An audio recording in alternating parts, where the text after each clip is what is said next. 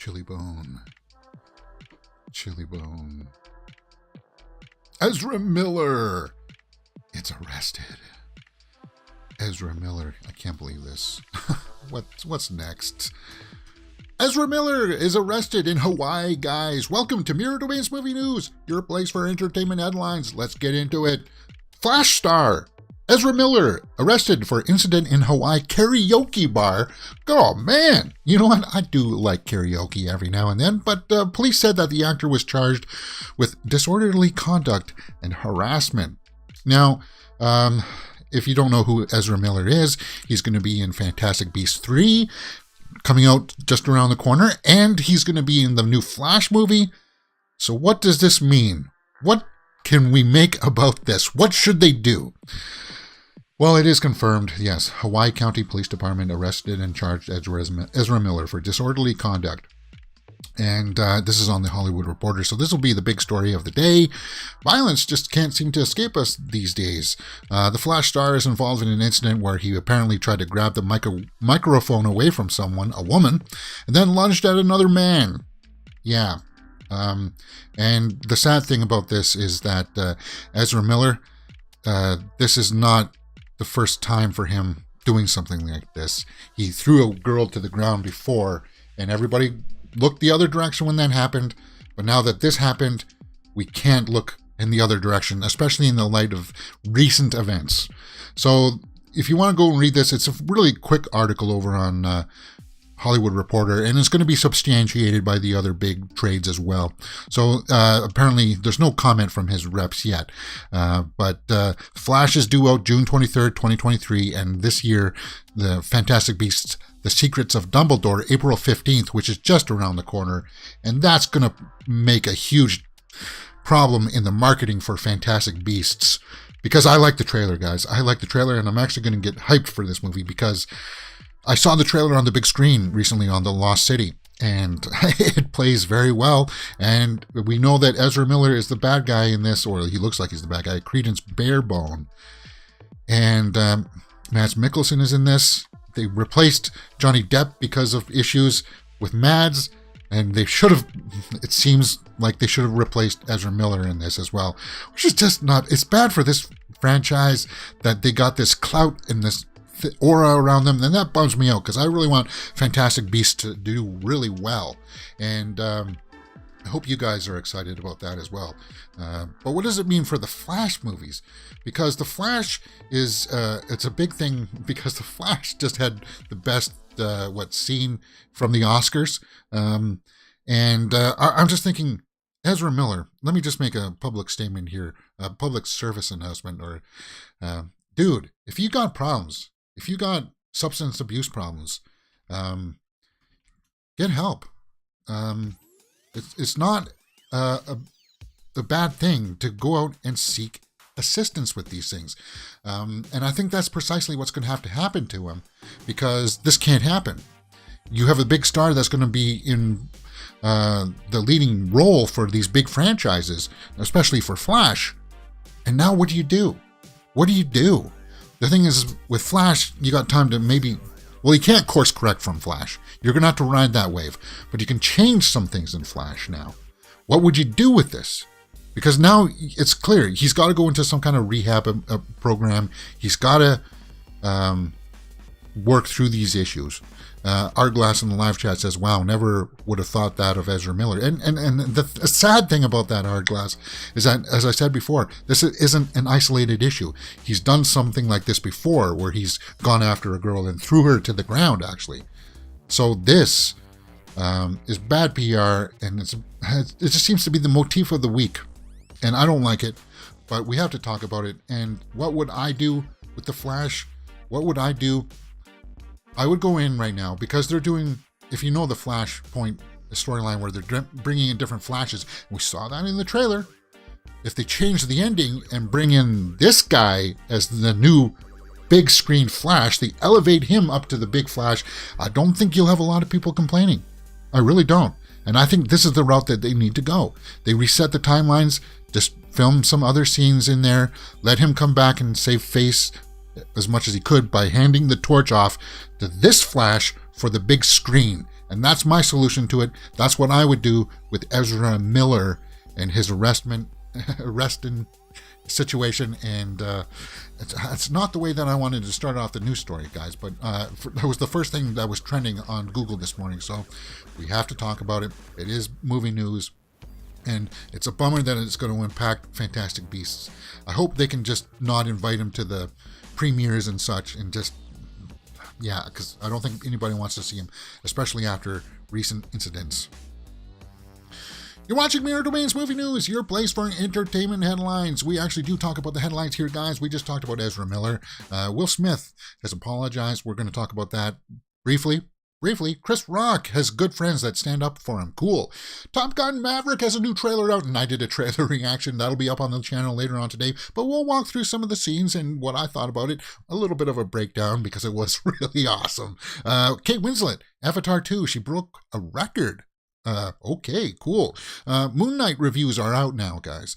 It's coming out tomorrow for us, but I guess the critics got their reviews in early. Meh. Sarah Jessica Parker and Matthew Broderick are going to be on stage, and that's cool. Nosferatu Remake got put on hold, and we'll talk about that a little bit more in detail. The Northman has a new poster out that looks really cool, and if we got time, we'll do the Twitter roundup. If you're joining us live in the live chat, we'll always talk with you guys in between the stories, and if you're watching us afterwards, all of these topics will be listed in time codes in the description comment section below, and there are my social media handles. Let's get into some of the other big news storylines because I like to roll through them just like that. You know this. Now, I wasn't going to talk about this. In fact, yesterday I said I was no longer going to talk about this subject. But Will Smith has come out late yesterday and said that he has apologized on his Instagram. I'm not going to read you the whole thing, but the big quote here that's from Variety that they pulled. It was, I was out of line and I was wrong, and he made an apology to Chris Rock. And it's a couple pages of his statement here. People have come out and yeah, it's tribalism, right? That people would just come out and defend him regardless of whatever happened. But it looks like he's realized that what he's done is wrong and was bad. And you got the impressions that the night that it happened that he didn't think that it was wrong. So, and I lost a lot of my respect for him as somebody that I idolized as an actor, that I looked up to. And I just, from this, I just have to say that, okay, he admitted it that he was wrong, and he's on the path to recovery. And if you do go and read his full statement, he says that, you know, he's a work in progress. We're all work in progresses. So he's acknowledging it. And out of that, for Will Smith, I will recognize that and give him his acknowledgement, I suppose. I guess is the best word for that. I think a lot of people are just coming out and realizing that, yes, what he did was wrong. Even if you defend him, you realize it wasn't him that needs to have an apology. It's Chris Rock, and Chris Rock got his apology. It's the step towards healing, and I agree with that. And there was another article about that, about why he wasn't ejected from the Oscars. These are on the big trades, and this is what everybody's going to be running with. And this stuff, they're looking at some kind of recourse, and I said, no, you just don't have him back, ban him for like a couple of years, and they're thinking about maybe revoking his membership in the academy. I think maybe that's a bit too far. But what it is, that response is, it's based off of the fact that, hey, a lot of people voted for this guy, vouched for him, and said that he's worthy of this, and it feels bad that you said he's a good person, and then he does that to you. So I can understand that feeling of, yeah, you need some retribution. But he apologized, and we'll just let now things kind of settle now and let the chips fall where they may. Because Chris Rock said that he doesn't want to press charges, and actually things have come out good for Chris Rock. A lot of his friends have come out to support him, and including Adam Sandler has said he comes out and supports his buddy, and that's good. That's good. I like to see that. Adam Sandler, despite some of his movies being kind of like meh recently, that's great that, Uncut Gems was pretty cool. But, it was good that he's got, Chris Rock has come out and had friends stand up and vouch for him, because the night that it happened, and for the first 36 hours or so, everybody was calling him the bad guy. And that's not the case. Chris Rock was not the bad guy there. Because as far as jokes go, that was one of the tamer ones of the night. And I don't want to dwell on this, but it was just cool to see that Chris Rock had people coming out and actually support him, because the first night that it happened, it was like, yeah, he was made out to be the bad guy. And oddly enough, good for him, Chris Rock's sales for his Ego Death World Tour have gone up, because people want to hear about him, and people want to support him. And that's good. I think that's good. Now, I don't think that was the intention of the whole incident. But some things do come out good on the other side of these things. So hopefully that'll be the end of this little chapter between the Ezra Miller stuff and Will Smith. It's just kind of, that bums me up. Arglass in the live chat says Chris Rock ticket sales went through the roof of his world tour. Yeah, and that's good. That's good. Okay, guys. Top Gun Maverick. Let's talk about that. Let's talk about this new poster. Top Gun Maverick had a new trailer drop this morning, and I did a trailer reaction for it.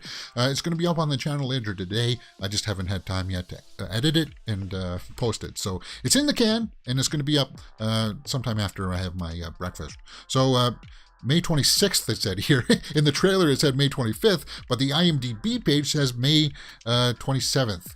Let's go to the IMDb page here. May 27th is when it said. And the first trailer was great. And when you watch this trailer, they show a lot more flying scenes. They address the issue that he's still a test pilot, while Iceman, Val Kilmer, has gone on to become an admiral. That's great.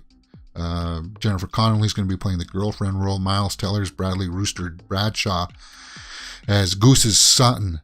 So Goose's son is in the training, and it looks like there's some animosity that grows in between them. Let me go through some of the images here for you guys so that we can take a look at some of the trailer, and I'll let you know some of my thoughts. I'm not going to play any of the sound. This is the only clip that we saw that it was just a picture of Val Kilmer. Now he still has that voice modulator thing because he had throat cancer, guys. But he's still trying to be a presence in films, and that's great. The trailer opens up with like this flight sequence, and okay, so there's Miles Teller as Goose's son. He's got the tash to, I guess, pay homage to him, and that's great. And it looks like just a bunch of macho posturing here between the new recruits and such, and it plays out really well.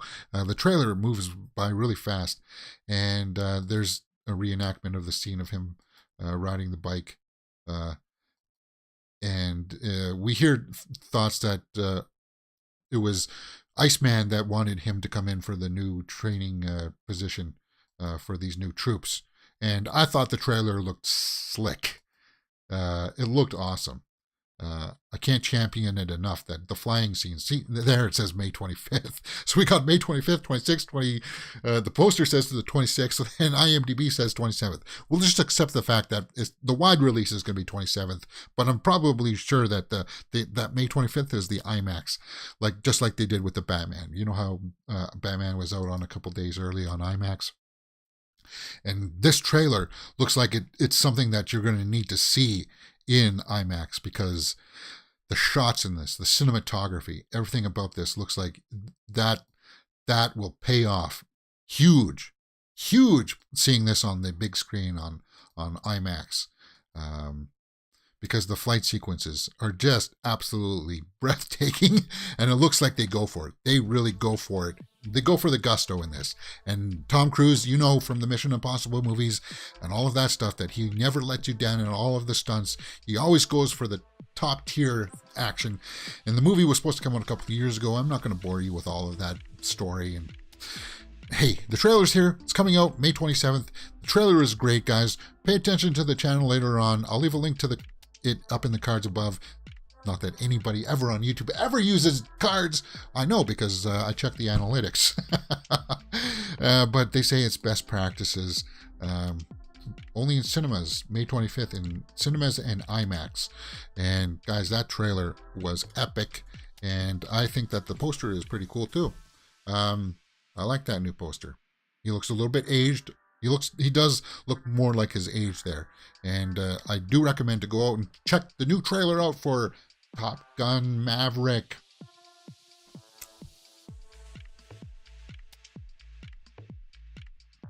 Okay, let's move on to more movie news with Avatar 2. Avatar, Kate Winslet's record-breaking role avoids a first movie problem. What do you mean first movie problem? What's that? I don't know, but this article is up on Screen Rant, and Kate Winslet has broken a record during filming Avatar 2, and her inclusion suggests that the sequel is avoiding Avatar's character problem. Well, what's that? That it was just a slap and paste from other movies? That you're inventing somebody new? Okay, well, what's this record? You know, you go through some of these articles and just repeat the same thing over and over again. So it's like, oh, you just said they broke a record there, but and you said that here. You said it 3 times already, but what's the record that you broke? Okay, so here it is. Considering that she had a number of underwater scenes while submerged, Kate Winslet held her breath for over 7 minutes, breaking a record set by Tom Cruise during filming for Mission Impossible Rogue Nation. Now, we just talked about Tom going to the limits. Yes, he held his breath for the longest time in Rogue Nation, that underwater cistern kind of thing that he went through. And he talked about it, that holding your breath for that long is painful. And now I know people have held their breath longer. There's fishermen and shellfish divers that hold their breath for that long, and it's easy peasy. You can build up and work up to that. But she did this over 7 minutes. That's crazy, man. That's absolutely crazy. And yes, the article says that Winslet has worked with Cameron before on Titanic. But what's this about the other characters? They just say that they went on and tried to, push the envelope with details of what the characters are. And it looks like she's going to be playing some kind of underwater alien type of thing, like what you saw almost like in The Abyss. This is not what she's going to look like.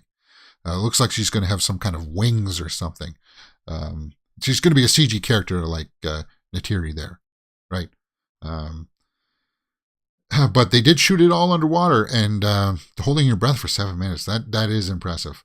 The article just goes on to say that the opportunity to produce improved focus on characterization. That's all that they mean by improving where the first one had problems. Improved characterization. Really? But Kate Winslet's awesome. I think she's one of the best actresses out there working. And Avatar 2, record-breaking for her. Cool. That's good news. What do you guys think? Let me know in the comments below. Let's move on to Moon Knight. This is a big topic for today, too, for a lot of other movie news channels and pundits. Moon Knight early reviews praise Oscar Isaac in fresh and flawed MCU show. Now, this comes out tomorrow for the majority of us, right? And people will be posting the reviews because I'm not cool enough to get an advanced copy. I don't really care. I prefer to watch it when you guys watch it and have that response, and not being held down to writing out reviews. Anyway, Cass Clark says that based on 4 episodes available for review, it's impossible to know if the story lands its central mystery. One thing is for certain, though, Moon Knight is thoroughly entertaining in its design, concept, and look, and feel that it brings to the MCU as a whole. There are many interesting aspects of this show thus far that I'd be hard not to root for a season 2, but it's not going to be a season 2, to dive deeper into many questions and contradictions it brings to the surface. But we know that from the producers and the director that Moon Knight is supposed to be a one-off. It's not supposed to be something that can go into a season 2. Henry in the live chat says, hi. Hey, man, how's it going? How's your day going? We're talking Moon Knight. the early reviews. But for the most part, guys, just get this. This site over on Screen Rant has kind of amalgamated, collected like the highlights, just like the Rotten Tomatoes would do, but Rotten Tomatoes hasn't done that yet. They haven't opened the doors for that. And there's a long of lengthy little snippets there that the overall impressions are good, that Moon Knight is good and people want more. The Hollywood Reporter Daniel Feinberg says, conceptually, the first season of Moon Knight feels intended less as a TV show and more of as an explanation for why viewers would want to watch the character eventually hobnob with Doctor Strange or Blade or whomever. So as far as an argument for Oscar Isaac, I am not Moon Knight to join the Avengers. What? See, now that's a little bit weird. You can go over and read some of these. I'm not going to bore this live stream with reading a whole bunch of that. But as I said, the overall impression is that it's good. Fresh, funny, and occasionally bad. And that's probably because he's got split personalities. He's a bit of an eccentric, recluse kind of character that doesn't know who he is, but he's got these magical powers. And I like the trailers for it, so I'm excited for it. It's not getting the same kind of buzz that the Halo series did. Remember, Halo looked great, and everybody was hyped for it, and then you realize that, oh my God, it sounds like people didn't know what they were dealing with when they bought that franchise. They didn't want to pay attention to the series. Talking about that, let's talk about Morbius. Morbius has its review embargo still up, and there's no reviews in. And talking about people who didn't know what the franchise was, it just puts pause on your mind that, oh, Morbius. Comes out in 2 days, guys. In less than 48 hours, we're going to be seeing this. And the embargo will drop tomorrow, so we're going to be talking Morbius for the remainder of the week. I'm not excited for it because you hear that all of the Spider-Man references are just going to be post-credit scenes.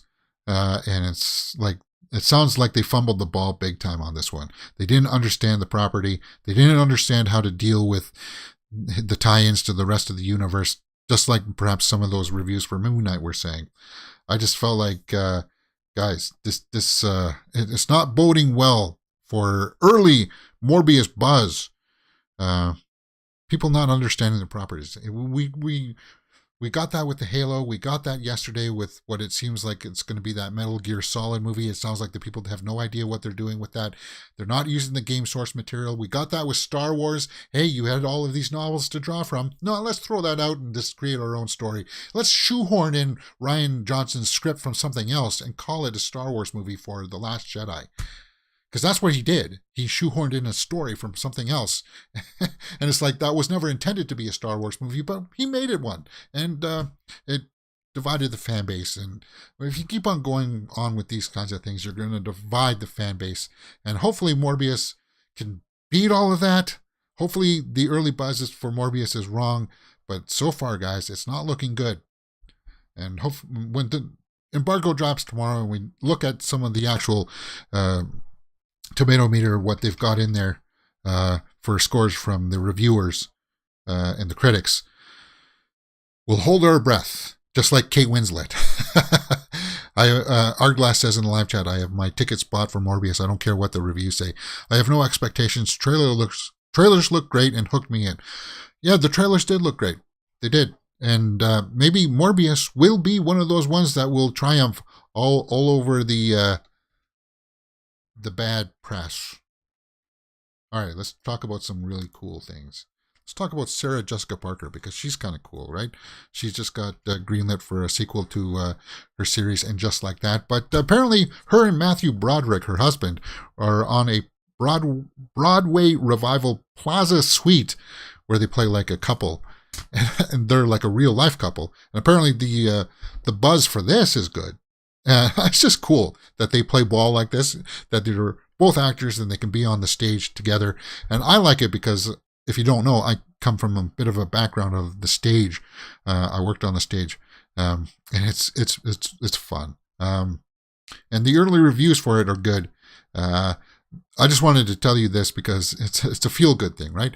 I like going to the stage of the theater. It's one of those things that it's an event when you go to the stage or the theater because people dress up, people have to get seated in their seats with ushers and such. It just feels a little bit more prestigious, is what I would say, and it's cool. That's just that headline put a smile on my face. I wanted to share that with you guys. Something else that put a smile on my face at the Oscars was that apparently Kyle MacLachlan and Timothée Chalamet did a photo together, and they both played Paul Atreides. Now, Kyle MacLachlan played Paul Atreides in the 1980s Dune, and obviously Timothée Chalamet plays him in the newer one that just won 6 awards. Now, everybody calls him Timothée, but if you watch a lot of the Graham Norton stuff, he apparently on a couple of shows said he pronounced it himself Timothée. So I guess I'll call him Timothée Chalamet from now on. So, but that was cool. Seeing them together because that's different eras coming together, and cool, man. That's cool. Wow. I usually don't get this much dry mouth, but I guess I didn't drink enough water before the show started. Robert Eggers was going to be slated to do a Nosferatu remake, and we saw this headline on the Twitter Roundup yesterday, and I wanted to go and read this, but Harry Styles was going to be in this remake for Nosferatu with Anya Taylor-Joy. Cool, I like that, but he drops out. So Eggers was supposed to be in Prague the previous week, the remake of Nosferatu, a silent vampire film, and I don't know why you're remaking it, because Shadow of the Empire with Shadow of the Vampire, not Empire, with Willem Dafoe in 2000. I thought that kind of remade that, and Willem Dafoe would put in a great performance. I think he was nominated for that because he played the Count there really well. The synopsis for this remake is this. In this highly influential silent horror film, the mysterious Count Orlok summons Thomas Hutter to his remote Transylvanian castle in the mountains. The eerie Orlok seeks to buy a house near Hutter and his wife Ellen. After Orlok reveals his vampire nature, Hutter struggles to escape the castle, knowing that Ellen is in grave danger. Meanwhile, Orlok's servant Nock prepares for his master to arrive at his new home. So wait, was Harry Styles supposed to play Orlok? That's Orlok. Was Harry Styles supposed to play that role, or was he supposed to play Hutter? I guess I should have read this a little bit more clearly, but oh well.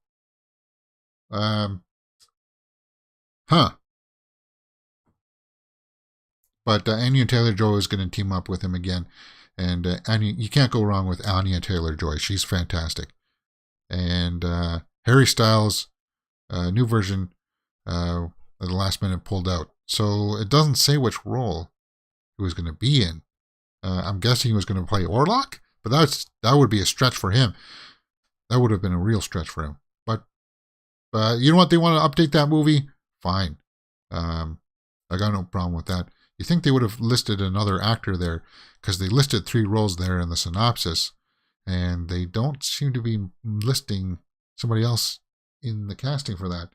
I guess this is just breaking news, so I'll keep my eye out for that as this goes along. Obviously, Harry Styles will be recast, but it looks like Robert Eggers, the guy who's doing the Northman, with Anya Taylor-Joy, and they did The Witch together, are going to be working on a Nosferatu remake.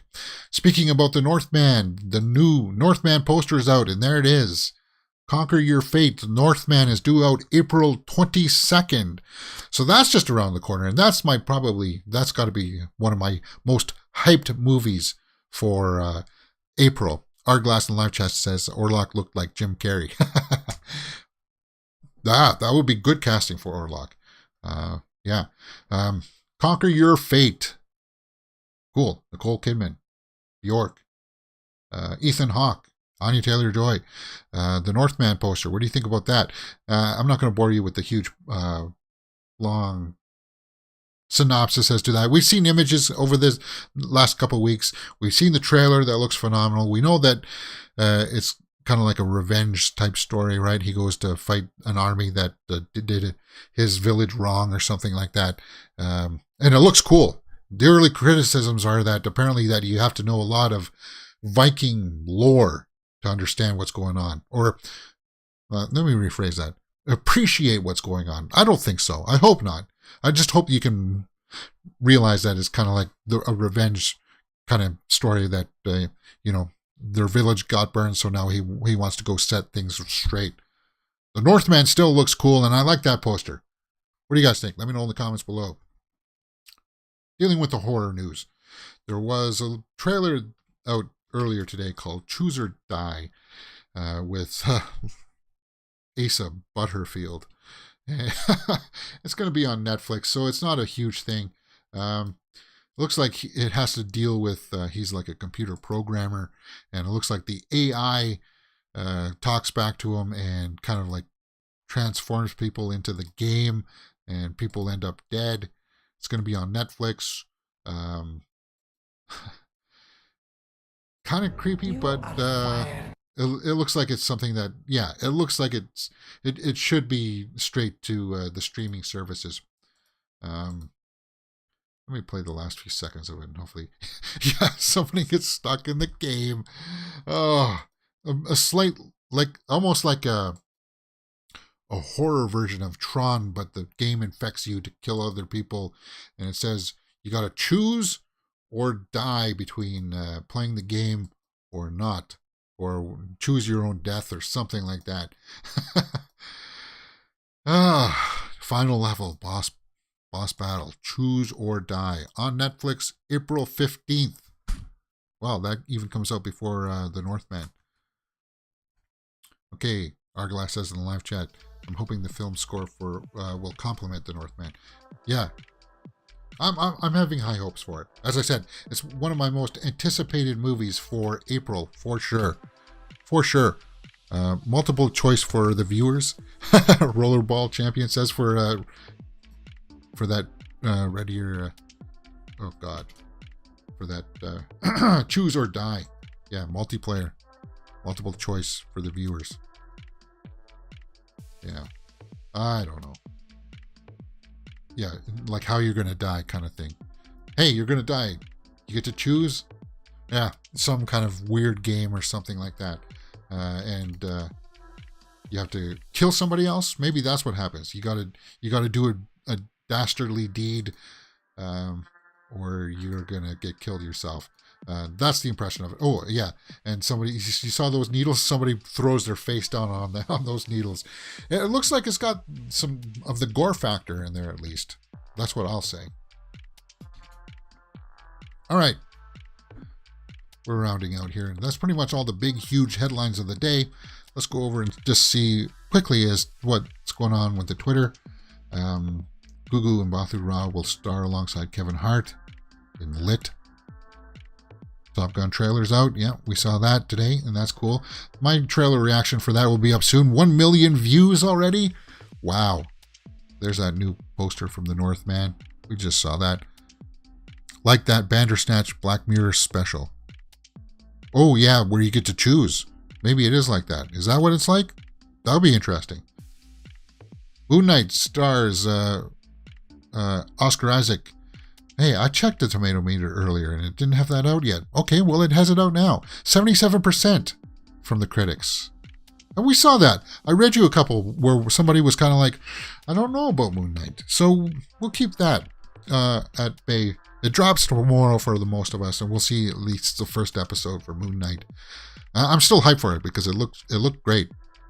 Matt Smith and Karen Gillan convinced him to do Morbius. I phoned Karen and said, oh yeah, because they work together on Doctor Who, right? So, oh God, I love Karen Gillan. Look at her. Unbelievable. Timothée Chalamet. I gotta reprogram my brain that in. And he went shirtless there for the Oscars, and all the girls out there were going, whoo! uh, Timothée Chalamet reveals that he took his first date to watch The Hunger Games. And, of course, in that movie, Don't Look Up, he got to make out with Jennifer Lawrence, my second favorite actress of all time. Oh, so jelly. Jessica Chastain becomes the first actress from The Help to win an Oscar since the film was released. And apparently the Help has a lot of Oscar winners now. A lot of the cast has Oscars, and that's good for Jessica Chastain. That's one of the highlights of that night for sure. She's great if you follow her on social media. My Policeman, Harry Styles and Emma Corrin. I don't know what that is. Penelope Cruz. What's that? Nobody Like You from Turning Red debuts on the top 50. Okay. I'll just see if there's anything here that jumps out at me. I don't think there really is. Because I don't want to get tied and bogged down with this storyline. And that's kind of the danger, because that's everything that everybody's talking about. And I've kind of had my full fill with that. For sure, I've had my full fill of that. There's Anya Taylor-Joy. Wow. Wow. Oh, Lily James. And she had a great dress for the Oscars. Okay, so it's just going through a lot of the photography. I guess that's it for today, guys. There's nothing else there more, unless you guys want to talk about something else. Wow. I think I might have to save that one for the old archives, guys. Wait, you guys can see that drop-down menu? Shoot. What am I looking at? Jessica Chastain. Oh my God, James, you're embarrassing yourself. Photo shoots. There we go. Saved. It's on my Pinterest page. I don't know what. Oops, could not save to this page. Oh well. Oh well. Okay, that's enough. Shall we play a little bit of guitar today? Yeah, we will. Why do I always turn that the wrong way? I don't know why. All right. Somebody had a request there the other day, too, for a song. I usually don't play other people's music simply because of copyright issues and such, but I do play some Nirvana every now and then, because some artists out there do like you to play ball.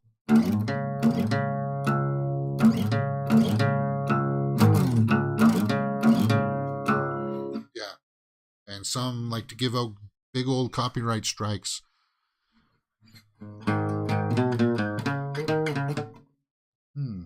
I wanted to play something. Something with some ingenuity.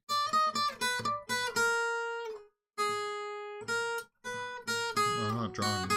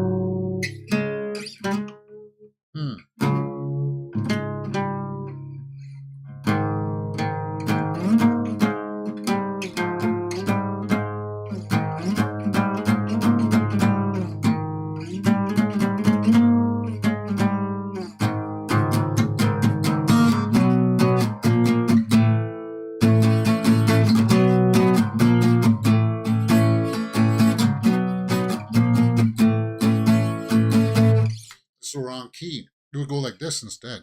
See? Just move it down one.